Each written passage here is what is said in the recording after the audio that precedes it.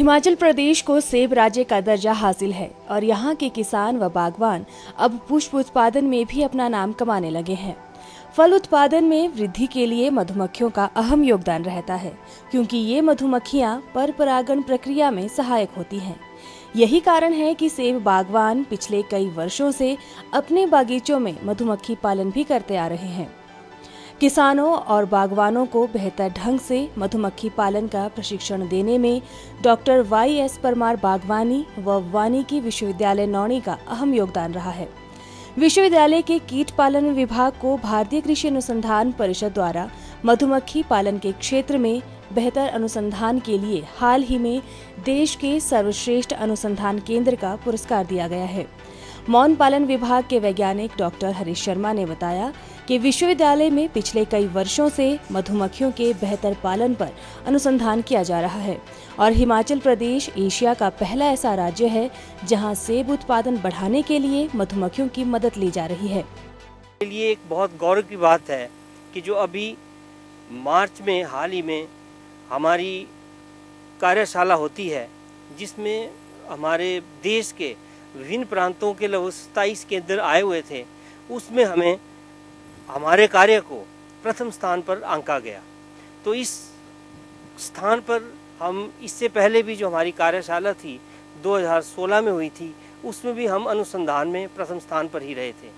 तो जो हमारा यहाँ पे मौन पालन का विभाग है, उसमें हम मौन पालन के विभिन्न पहलुओं पर अनुसंधान कर रहे हैं। हमारा जो प्रदेश है वो लगभग अकेला प्रदेश है एशिया में जहाँ पर मधुमक्खियों को किसान जो हैं वो किराए पर लेकर के उनका इस्तेमाल सेब की फसल को बढ़ाने के लिए कर रहे हैं। इस विश्वविद्यालय से हर वर्ष 1 दर्जन से अधिक MSc और PhD के विद्यार्थी मौन पालन पर अनुसंधान करते हैं। विश्वविद्यालय में अलग से मौन पालन खंड स्थापित किया गया है, जहां आधुनिक तरीके से अनुसंधान किया जाता है। कीट पालन विभाग के अध्यक्ष डॉक्टर देवेंद्र गुप्ता ने राष्ट्रीय पुरस्कार मिलने पर वैज्ञानिकों को बधाई दी है। बी ब्रीडिंग से हम इसको इम्प्रूवमेंट ला सकते हैं हनी बीज में, ताकि हमें और भी अच्छे क्वालिटीज पैरामीटर्स मिले और इसके अतिरिक्त जो शहद है उसकी गुणवत्ता भी इम्प्रूव हो सकती है और जो शहद है या जो अन्य बी प्रोडक्ट्स हैं वो भी हमारे काफ़ी उपयोग में आते हैं। तो इस विभाग में ये कार्य लगातार हो रहे हैं और अभी हमें एक पुरस्कार भी प्राप्त हुआ है ICAR से, हम प्रथम स्थान पर आए हैं। तो इसमें जो हमारे वैज्ञानिक हैं डॉक्टर हरीश हैं, डॉक्टर मीना हैं, डॉक्टर किरण हैं, वो बधाई के पात्र हैं। तो मैं इन्हें मुबारकबाद देता हूँ और चाहता हूँ कि आगे भी यही अच्छा कार्य हम करते रहें। इस विश्वविद्यालय में हिमाचल के अलावा सिक्किम, राजस्थान और अन्य राज्यों से भी विद्यार्थी शिक्षा ग्रहण कर रहे हैं। इन विद्यार्थियों का कहना है कि वे मौन पालन के क्षेत्र में किए गए अनुसंधान का लाभ पाकर अपने अपने राज्यों में मौन पालन को स्वरोजगार के रूप में अपनाएंगे।